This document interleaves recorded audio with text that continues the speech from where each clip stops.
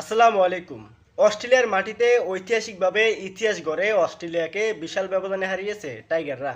ঐতিহাসিক টেস্ট সিরিজের প্রথম ম্যাচে জয় তুলে নিয়েছে বাংলাদেশ। এবার বাংলাদেশের লক্ষ্য দ্বিতীয় টেস্ট ম্যাচে জয় তুলে নেওয়া। প্রথম ম্যাচে ডারউইনে অস্ট্রেলিয়াকে যেভাবে বাংলাদেশ ডমিনেট করেছে তা সত্যি অবিশ্বাস্য। এখন সমর্থকদের আশা, বাংলাদেশ শুধু সমর্থকদের নয়, খেলোয়াড়দের সকলেরই আশা যে বাংলাদেশ দ্বিতীয় ম্যাচে ম্যাকেতে অস্ট্রেলিয়াকে তাও ঐতিহাসিকভাবে ডমিনেট করে যেন হারাতে পারে, অতএব অস্ট্রেলিয়াকে যেন বাংলা ওয়াশ করতে পারে।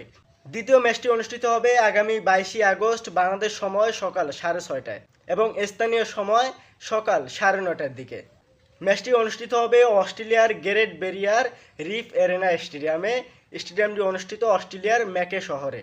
এই স্টেডিয়ামটি সম্পর্কে বিভিন্ন তথ্য যাচাই বাছাই করে জানতে পারলাম। স্টেডিয়ামটি হচ্ছে একটি স্পোর্টিং উইকেট বা ব্যাটিং উইকেটে বলা যায়। তবে যারা আগে ব্যাটিং করে তাদের জন্য এই স্টেডিয়ামটি অনেকটাই স্টেডিয়ামের উইকেটটি অনেকটাই ফেভারে থাকে যারা আগে ব্যাটিং করে, এবং যারা পরবর্তীতে দ্বিতীয় ইনিংসে ব্যাটিং করে তাদের জন্য একটু হার্ড হয়ে যায়, বলাররা সেক্ষেত্রে একটু ভালো করে।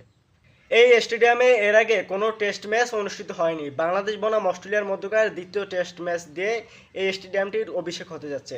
অতএব ম্যাকেতে প্রথমবারের মতো টেস্ট ম্যাচ অনুষ্ঠিত হতে যাচ্ছে, যা অস্ট্রেলিয়ার 12তম ভেন্যু হিসাবে টেস্ট খেলুড়ে ভেন্যুতে রূপান্তরিত হতে যাচ্ছে বাংলাদেশ বনাম অস্ট্রেলিয়ার মধ্যকার দ্বিতীয় টেস্ট ম্যাচ দিয়ে। এই স্টেডিয়ামটি যে ব্যাটিং উইকেট বা যারা আগে ব্যাটিং করে তাদের জন্য বেশি মাত্রায় ফেভারে থাকে, সেই বিষয়ে যদি আমি সর্বশেষ দুইটা ম্যাচের তথ্য দেই, সেই দুইটা ম্যাচ হচ্ছে 2025 সালে অস্ট্রেলিয়া বনাম সাউথ আফ্রিকার মধ্যকার ওয়ানডে ম্যাচ, সাদা বলের ওয়ানডে ম্যাচ। সেই ম্যাচে প্রথম ইনিংসে যারা ব্যাট করেছিল তাদের গড় রান হচ্ছে দুই ম্যাচ মিলিয়ে গড় রানটা দাঁড়ায় 354, এবং দ্বিতীয় ইনিংসে যারা ব্যাট করেছিল তাদের গড় রানটা দাঁড়ায় 174। তাহলে বুঝতেই পারছেন যে আসলে এটি স্পোর্টিং উইকেট, এবং এখানে সর্বোচ্চ ওডিআইতে রান ছিল, যারা প্রথম ব্যাটিং করছে তাদের রান ছিল 431, সেটা অস্ট্রেলিয়ার। অতএব এই ম্যাচে যারা সর্বশেষ 2025 সালে সাউথ আফ্রিকা বনাম অস্ট্রেলিয়ার মধ্যকার ম্যাচ ছিল, সেই ওয়ানডে ম্যাচে যারা আগে ব্যাটিং করছে, অস্ট্রেলিয়া 2 ম্যাচই আগে ব্যাটিং করছিল, 2 ম্যাচই এই মাঠে জয়লাভ করেছে। এই মাঠে দারুণ ক্ষমতা 10,000, স্বাভাবিকত এটি একটি ছোট মাঠ। তবে এবার টেস্ট খেলুড়ে মাঠ হিসাবে নিজেদের নাম লেখাতে যাচ্ছে অস্ট্রেলিয়ার গ্রেট ব্যারিয়ার রিফ এরেনা ম্যাকে অস্ট্রেলিয়ার এই স্টেডিয়ামটি। চলুন এবার ম্যাচ সম্পর্কে কিছু তথ্য জেনে নেওয়া যাক। যেহেতু প্রথম ম্যাচটি বাংলাদেশ ঐতিহাসিকভাবে জিতছে, এবং যে 4 দিনের 11টা সেশন পর্যন্ত খেলা হয়েছিল, 11টা সেশনেই অস্ট্রেলিয়াকে বাংলাদেশ বিশালভাবে ডমিনেট করেছিল, সত্যি অবিশ্বাস্য। অতএব দ্বিতীয় ম্যাচে কি বাংলাদেশের একাদশে কোনো পরিবর্তন হবে?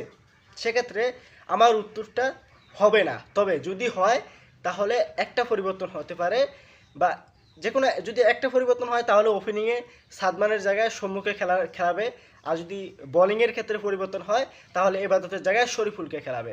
সো এটা যখন ফিজ বিবেচনা করবে, ফিজ নিয়ে আলোচনাটা করবে, তখন উইকেট বিবেচনায় আসলে ওই জায়গায় একাদশটা চেঞ্জ করানো হবে, বা পরিকল্পনায় যদি ভিন্নতা আনা হয় না। এছাড়া আমার মনে হয় না কোনো দিক থেকে, যারা ক্রিকেটটা বোঝে তারাই বলবে যে আসলে এই একাদশটা পরিবর্তনের কোনো সুযোগ কোচদের হাতে নেই। তারপরও উইকেট বিবেচনায়, স্টেডিয়াম বিবেচনায়, পরিবেশ বিবেচনায় হয়তোবা একটাই চেঞ্জ করবে, যদি সর্বোচ্চ করে একটা পরিবর্তন দলে আসতে পারে। সেটা তো বললাম যে সাদমানের যদি পরিবর্তন হয়, সাদমানের জায়গায় সম্মু খেলবে।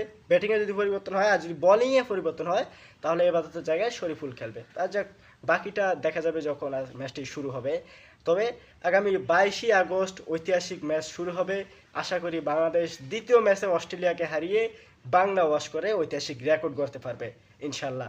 বাংলাদেশের জন্য শুভকামনা। আর তার আগে বলে রাখি, এই দ্বিতীয় ম্যাচটি যদি বাংলাদেশ জিততে পারে তাহলে কিন্তু বাংলাদেশ আইসিসি ওয়ার্ল্ড চ্যাম্পিয়নশিপ 2027-এর শীর্ষ র্যাঙ্কিংয়ে, শীর্ষ দ্বিতীয় দলে জায়গা করে নেওয়ার বিশাল সুযোগ আছে। আশা করি বাংলাদেশ সেটা করতে পারবে ইনশাল্লাহ। বাংলাদেশের জন্য শুভকামনা।